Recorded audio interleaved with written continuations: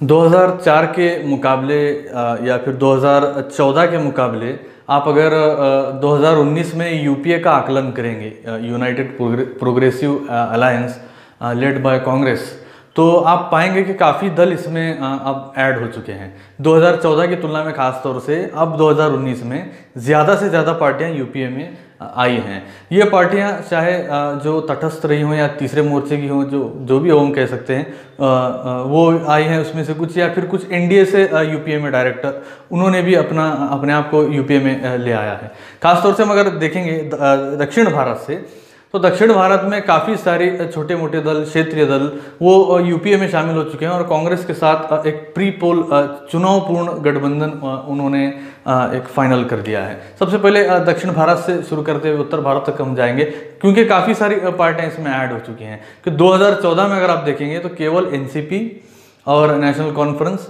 ये और एक दो चार छोटे मोटे दल होंगे जो बच्चे कुचे, या फिर आरजेडी बिहार में हम देखते हैं, ये कुछ दल थे जो कांग्रेस के साथ मिलकर चुनाव लड़ते थे। बाकी अब बहुत ज़्यादा पार्टियां साथ आ चुकी हैं। सबसे पहले दक्षिण भारत से करेंगे तो पहली बार दक्षिण भारत में कर्नाटक में जेडीएस कांग्रेस के साथ आई है, जो कि कांग्रेस को काफ़ी ज़्यादा फायदा इसका कर्नाटक में हो सकता है। फिर तमिलनाडु में डीएमके, ये पहले भी रहे हैं लेकिन 2014 में इन्होंने भी अलग लड़ा, कांग्रेस ने भी अलग लड़ा था चुनाव, लेकिन अब ये भी साथ आए हैं। अब आंध्र प्रदेश में जो सबसे चौंकाने वाली बात थी वो टीडीपी के साथ आने की थी। अब उसका फायदा तो नहीं हुआ तेलंगाना में, लेकिन आंध्र प्रदेश में कहा यह जा रहा है कि दोनों पार्टियां अलग अलग चुनाव लड़ेंगी, लेकिन फिर भी वो समर्थन देंगे यूपीए को, ऐसी बात कही जाती है। ये तो दक्षिण भारत में हुआ, क्योंकि दक्षिण भारत में आप देखेंगे यूपीए काफ़ी मजबूत है बनिस्बत एनडीए के और तीसरे मोर्चे के। ये एक खास बात यहाँ पर आप देखेंगे।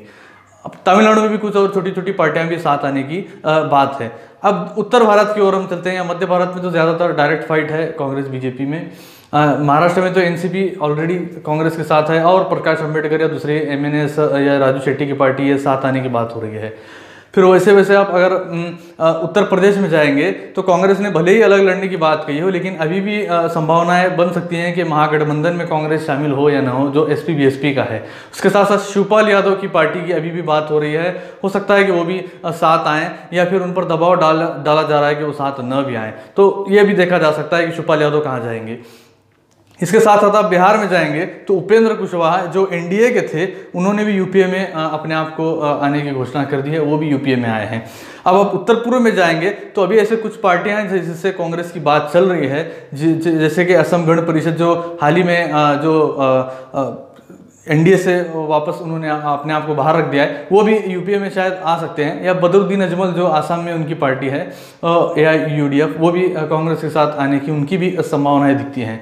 जम्मू कश्मीर में और पश्चिम बंगाल में, इन राज्यों में ऐसा आने की अभी भी कोई संभावना नहीं लग रही, लेकिन लेफ्ट के साथ बातचीत चल रही है, ऐसी बातें बताई जा रही हैं। अब खबर बीच में ये भी आई थी कि आम आदमी पार्टी के साथ कांग्रेस का गठबंधन हो सकता है, लेकिन वो भी पूरी तरीके से अब उसकी संभावना खत्म हो चुकी है। तो आप देखेंगे 2014 की तुलना में तो काफ़ी सारी पार्टियां यूपीए में आई हैं। यूपीए एक तरीके से मजबूत अलायंस बना है। भले ही कांग्रेस में कम सीटों पर लड़ रही है, लेकिन स्टेट वाइज अलायंस जिस तरीके से बना है, एक राज्यवार गठबंधन, उससे कांग्रेस को कुछ सीटें जीतने में बड़ी आसानी भी हो सकती है। या अरिथमेटिक जिस तरीके से मिलता है, केमिस्ट्री मिलने की बात होती है पॉलिटिक्स में, वो केमिस्ट्री मिलती है या नहीं, कुछ राज्यों में मिल सकती है, कुछ राज्यों में अभी भी शंका है। तो देखना यह है कि इनकी केमिस्ट्री कितनी मिलती है बनिस्बत अरिथमेटिक के मिलने से।